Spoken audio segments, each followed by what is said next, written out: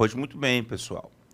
O próximo passo, então, é a gente conseguir conceituar relação jurídica. Bom, relação jurídica, pelo que a gente viu aqui no gráfico, é uma linha que liga dois polos.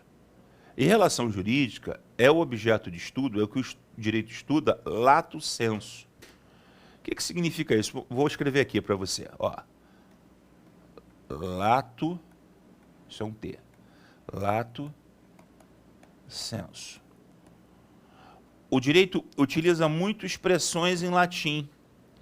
Então, o direito estuda no sentido amplo, lato sensu, quer dizer, no senso amplo, no sentido amplo, em latim, estuda as relações jurídicas. Bom, então, relação jurídica é objeto de estudo genérico do direito. Mas o que é relação jurídica?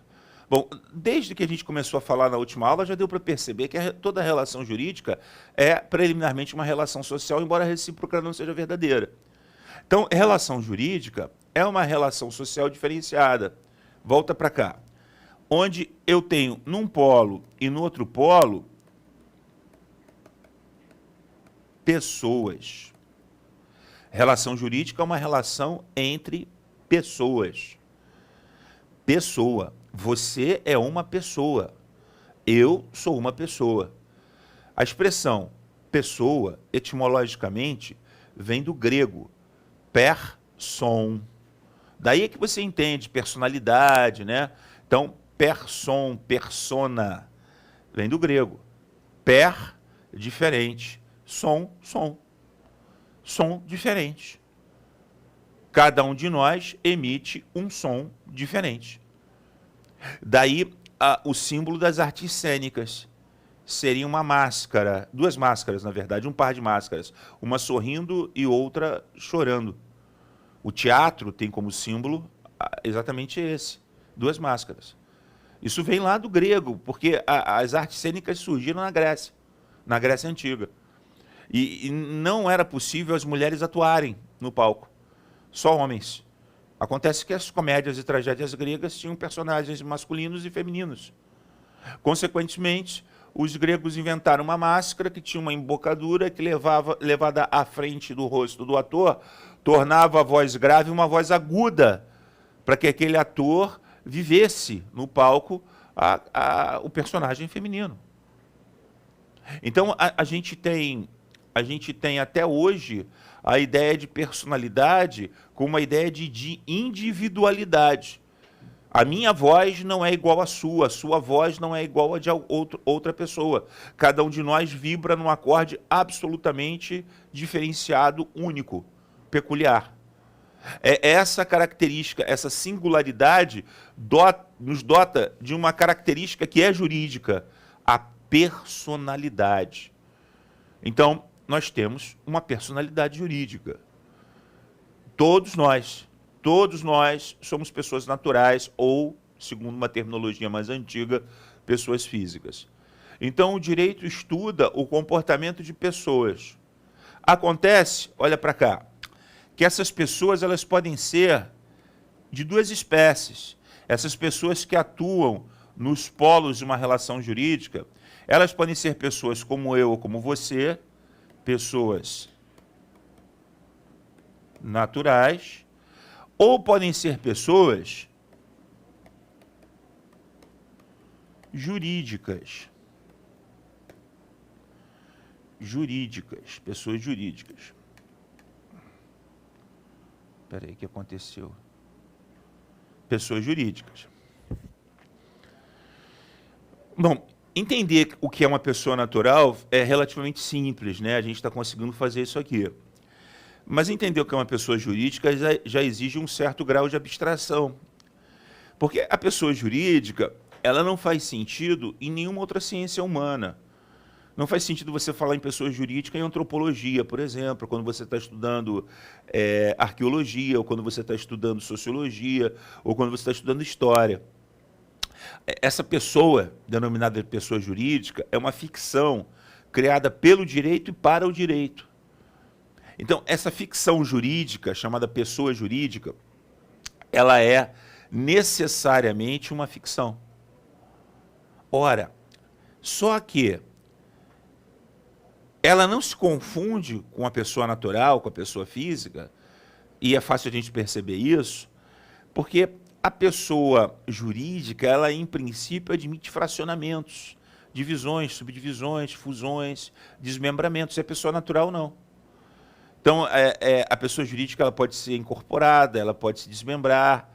Outra característica absolutamente singular da pessoa jurídica é que os bens da pessoa jurídica, dependendo do tipo de sociedade, mas geralmente, eles são comuns aos sócios que a compõem.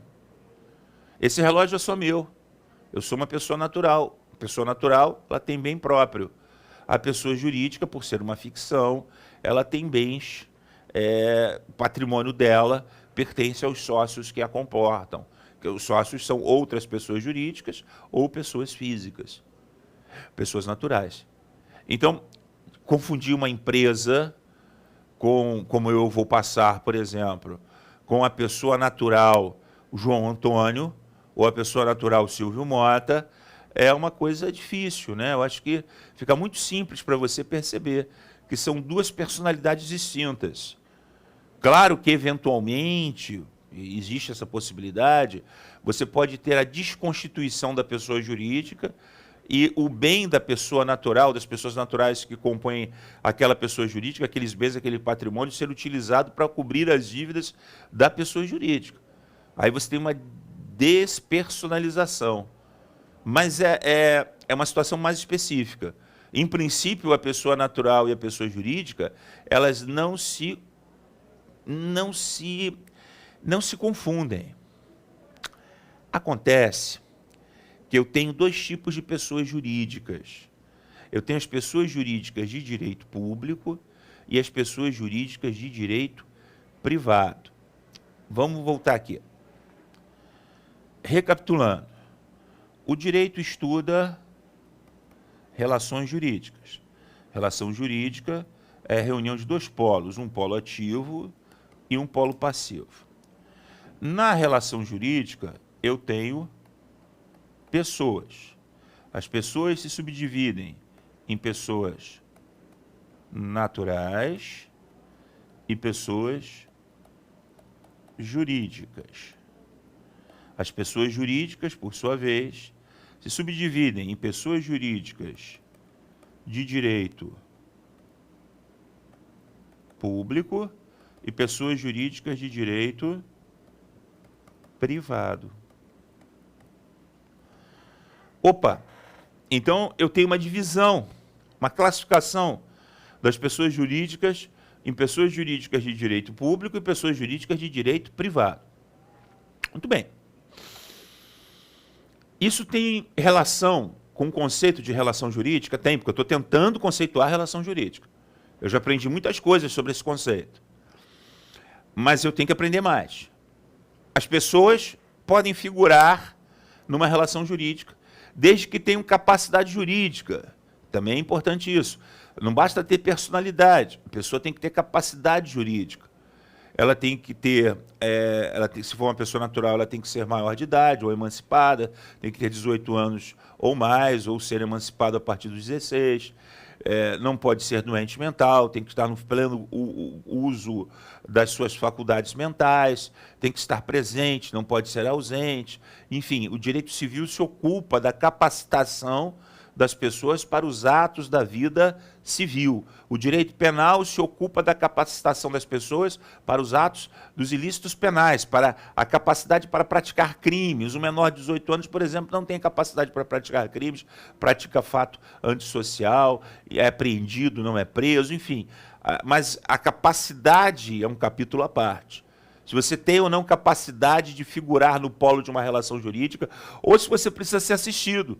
Se você é relativamente incapaz, você tem que ser assistido, alguém tem que estar lá junto com você, praticando os atos num dos polos da relação jurídica. Se você é absolutamente incapaz, por exemplo, um silvícola não aculturado, um índio não aculturado, ele é substituído na relação jurídica. O Ministério Público da União vai lá e é o substituto dele. Você vai ouvir falar muito durante o curso de Direito na figura do substituto processual. Então, é o substituto daquele que é absolutamente incapaz. E vai lá advogar, pleitear, defender aquilo que se entende ou, genericamente como interesse daquele que não tem capacidade jurídica nenhuma, portanto, é absolutamente incapaz. Então, você tem que ter a capacitário, o senso capacitário, e você tem que ter a personalidade. Você tem que ser pessoa capaz, seja natural, seja jurídica, para poder figurar no polo de uma relação jurídica. Agora, eu queria aproveitar para explicar para você o seguinte. O direito, enquanto ciência, é uma ciência ramificada. Vamos ver aqui. O direito, ele possui um ramo muito grande, que é o ramo que a gente chama de ramo do direito público. E o direito possui um ramo menor, que a gente chama de ramo do direito privado.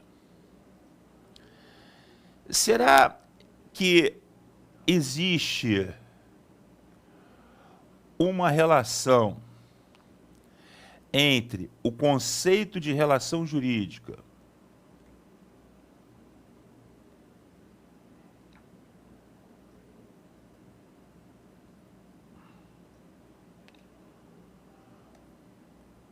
que é o conceito que eu estou tentando compreender. A caneta parou de funcionar, que beleza, que maravilha. Conceito de relação jurídica. Com essa divisão do direito em direito público e direito privado, não é? Ora, essa relação existe. Então, eu tenho determinadas disciplinas que são disciplinas de direito público. Por que eu afirmo que essas disciplinas, essas cadeiras jurídicas, elas estão colocadas no ramo do direito público? Porque toda vez que eu estiver me referindo a uma relação jurídica de uma dessas disciplinas, eu estou me referindo obrigatoriamente a uma relação jurídica de direito público. Vamos ver aqui? Olha só, que interessante. Eu vou escrever aqui um ramo de direito público, que é o direito penal. Toda vez que eu estiver enfocando uma relação jurídica de direito penal, num dos polos da relação eu vou ter uma pessoa jurídica de direito público. E quem são as pessoas jurídicas de direito público? Bom, as pessoas jurídicas de direito público se subdividem em duas categorias. Vamos ver aqui. Pessoas jurídicas de direito público interno e pessoas jurídicas de direito público externo.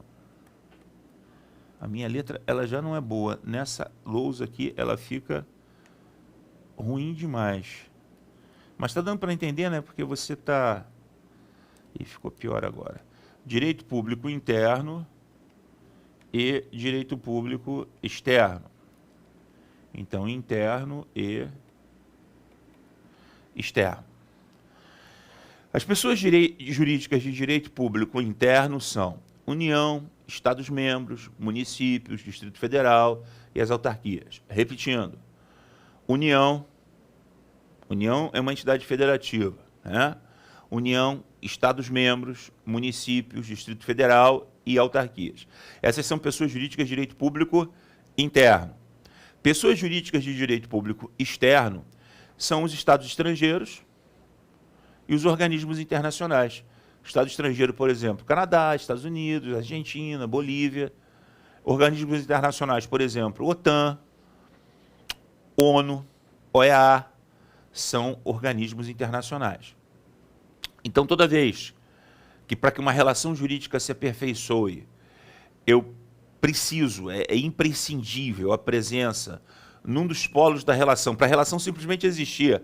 A relação não vai existir se eu não tiver num dos polos da relação uma pessoa jurídica de direito público, interno e externo, ou seja, a presença do Estado, do poder público, o Estado representado aí por essas pessoas jurídicas de direito público, eu simplesmente estou diante de uma relação jurídica de direito público, de uma cadeira de direito público.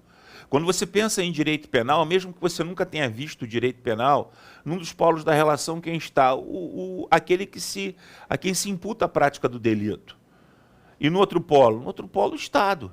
O Estado membro, se é um crime cuja apuração é estadual, representado aí pelo Ministério Público do Estado, ou a União, se o crime é pretensamente praticado por aquela pessoa, é de competência a sua apuração, seu processo de julgamento da Justiça Federal. Então, é o Poder Judiciário Federal, é a União, aí representada aí pelo Ministério Público Federal.